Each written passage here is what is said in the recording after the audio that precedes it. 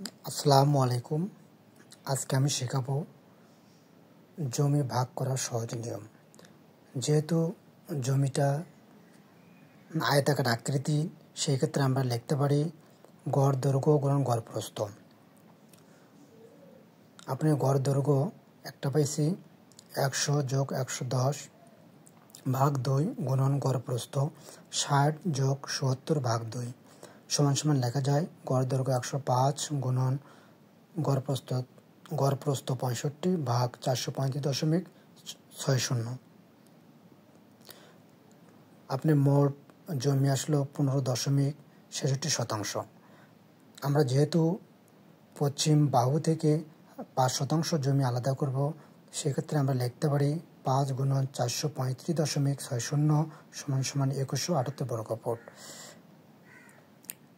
এখন আমরা প্রথমেই 60 আর 70-এর ব্যবধান বের করব। ব্যবধান এখানে আমরা বিয়ে করে পাইছি 10, আর সেক্ষেত্রে আমরা লিখতে পারি ব্যবধান গুণন ভাগকৃত জমি ভাগ মোট জমি সমান সমান লেখা যায় ব্যবধান পাইছি 10 গুণন ভাগকৃত জমি 5 ভাগ হচ্ছে 15.63, এটা হচ্ছে মোট জমি সমান সমান আসে। আপনি এই দুটো গুণ করে যা আসবে তা ভাগ দেবো মোট সম্পদে দেয়, সেক্ষেত্রে আসে 3.192। এটারে যোগ দেবো 60, আপনি পশ্চিম বাহু মানে যে দিকটা আমরা ভাগ করব, তাহলে সেক্ষেত্রে আসে 63.192। এটা হচ্ছে আমাদের পূর্ব বাহু আসলো।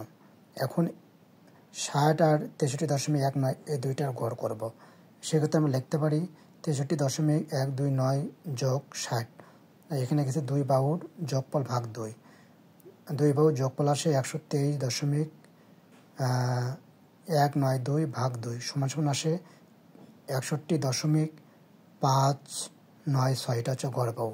এই গড় বাহু দিয়ে আমরা ভাগ দেব ভাগকৃত জমি, যেমন 2178।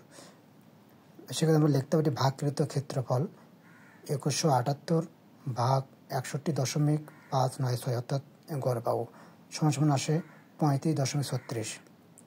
আপনারা অন্যভাবেও লিখতে পারেন, যেমন ভাগকৃত জমি ভাগ গড় বাহু। ভাগকৃত জমি হচ্ছে 5 গুণ 435.60 ভাগ হচ্ছে 61.596 সমান সমান আসে 35.36, একই।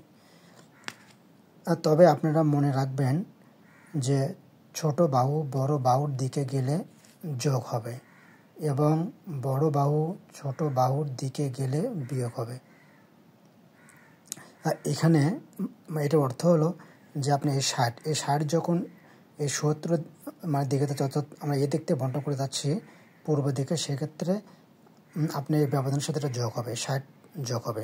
আর যদি 70 থেকে আমরা পশ্চিম দিকে বন্টন করে আসতাম, যেমন এই দিক থেকে এদিকে বন্টন করতাম, সেই ক্ষেত্রে এখানে হয়তো এই ব্যবধানের সাথে বিয়োগ হয়তো 70।